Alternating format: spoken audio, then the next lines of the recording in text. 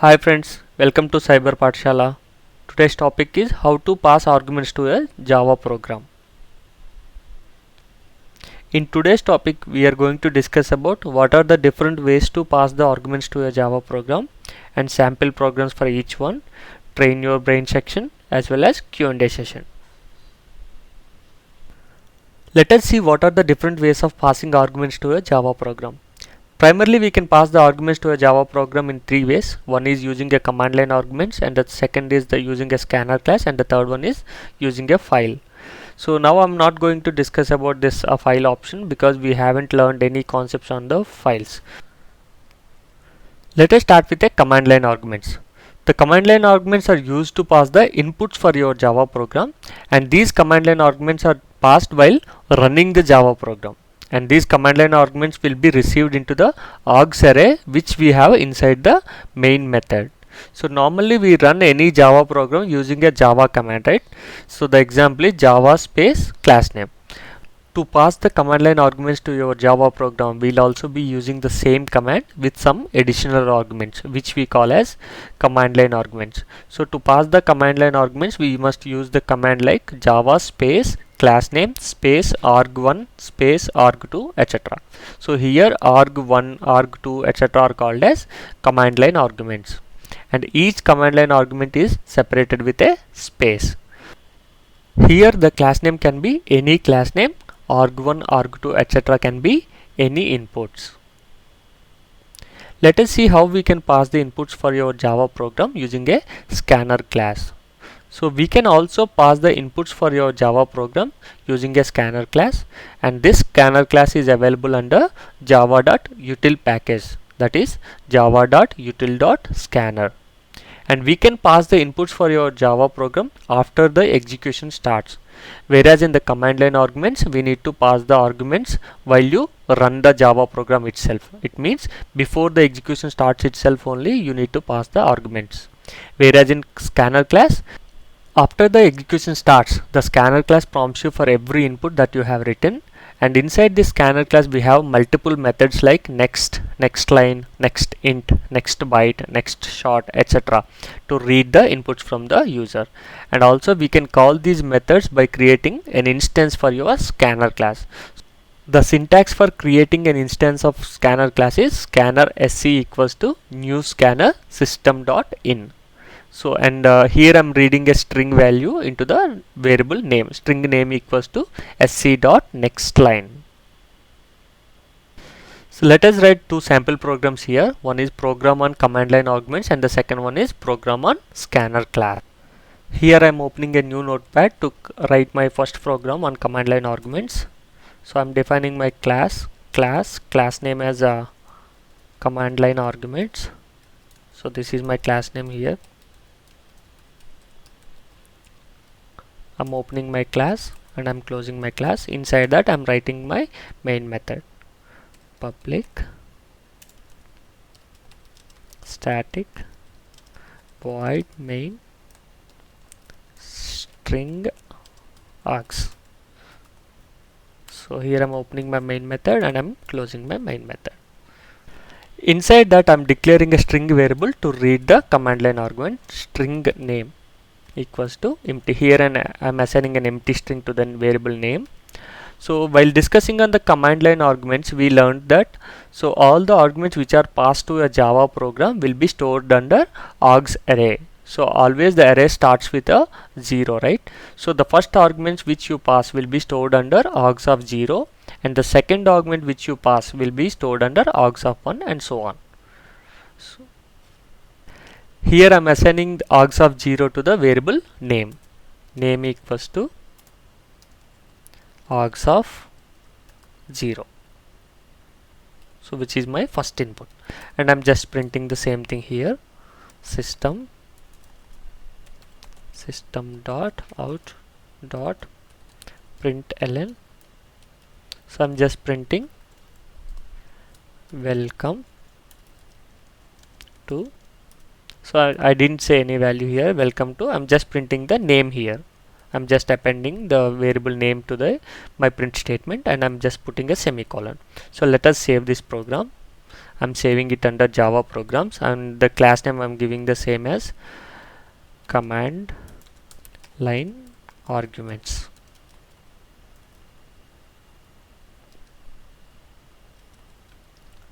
.java. I'm saving it as all files. I'm just saving it. So now it got saved. So let us compile this program. I'm opening a command prompt here. I'm going to D drive, Cyber Pathshala, Java programs. So here we have our program command line arguments. Let us compile this first. Java C command line arguments.java.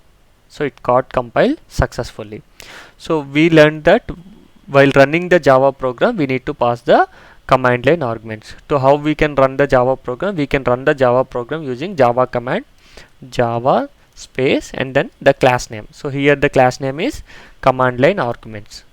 To pass the command line arguments also, we should use the same command along with the additional arguments. So here I'm passing a new argument to my Java program, Cyber Pathshala. So here you should not give any spaces. If you give any space, it will be treated as a additional argument. So I'm giving Cyber Pathshala as an input for my Java program, and I'm just running this. If you see here, it printed me welcome to Cyber Pathshala. So if you see my Java program, I have just given only the static content as welcome to, but whatever the input that I'm giving, so it will be printing the same. So let us try to change the input. So I'm going to run it again, Java space command line arguments. So I'm giving my name here. So it printed me welcome to Manoj. Let us try to pass an additional integer input for our program. So for that I'm declaring a new variable here, int age. I'm assigning 0 to that. So and after that, so the second argument whatever you passed, so which will be stored under args of 1. So now we need to assign that args of 1 to our int age variable. So age equals to args of 1. So and I'm just putting a semicolon. So but the problem here is, if you see here, args is a string type, but the age is of integer type. So we cannot assign a string variable type to an integer type. So for that we need to use a conversion. So what I need to do here is, I need to convert my args of 1 into an integer type. So for that I'm using a method here, integer dot parse int args of 1.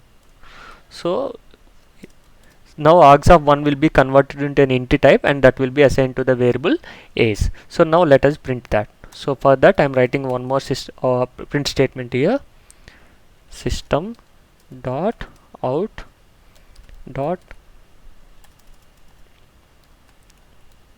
println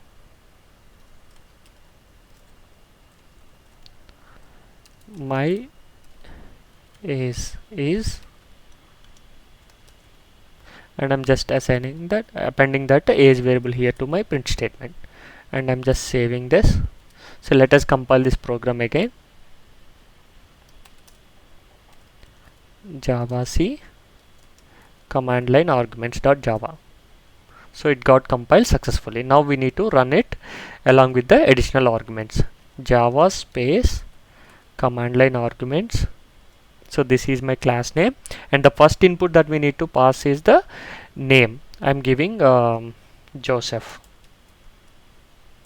So this is my name, and so after the first input I'm giving one more space and I'm passing 20. So let us run this. So if you see here, it printed me welcome to Joseph, my age is 20.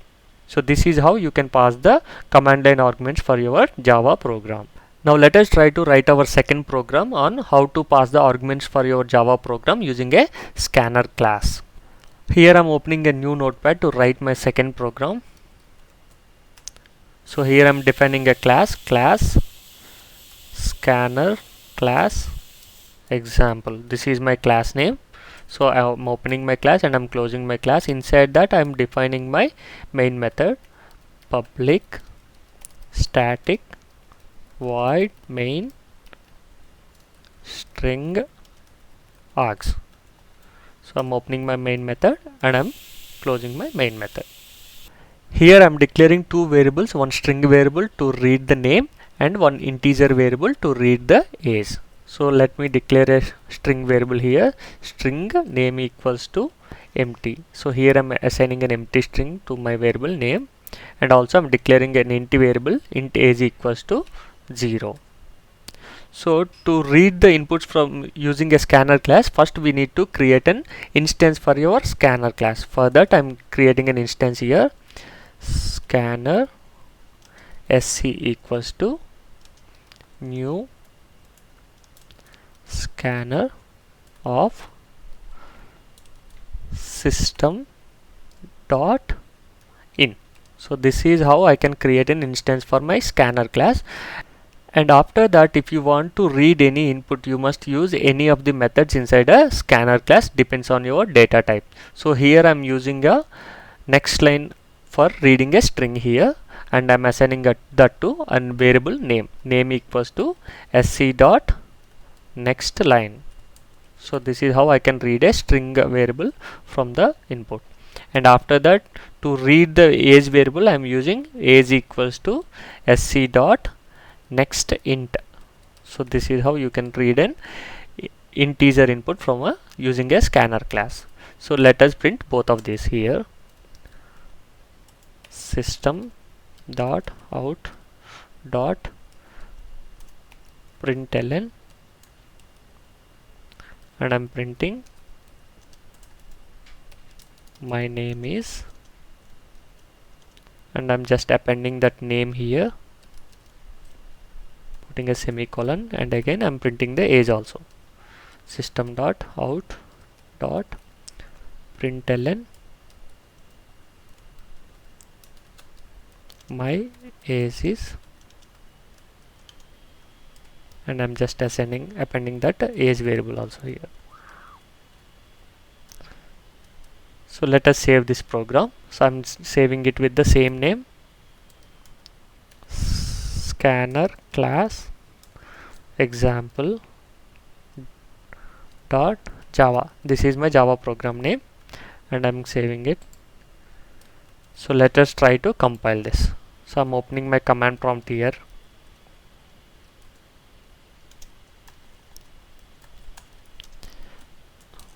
I'm going into my folder Java programs. So here we have our program, Java C scanner class example.java. Here we got couple of errors, and it is complaining that cannot find symbol scanner. Even the second one is also the same. So let us go and see our program. So here we are using a scanner class, but we didn't import this scanner class inside our Java program, and this scanner class is available under java.util package, right? So to use any Java predefined classes or any other classes, first we need to import that class inside our Java program. So to import the other classes in your program, we must use an import keyword, and this import statement should be written outside of your class, and it should be written on top of your program. So here I'm defining my import statement, import, and this scanner class is available under java.util package. So I'm just writing the same thing here, java.util.scanner. So this is how you can import any class inside your Java program. So I'm just saving this. So let us go back and compile the program. So I'm just writing Java C scanner class example.java.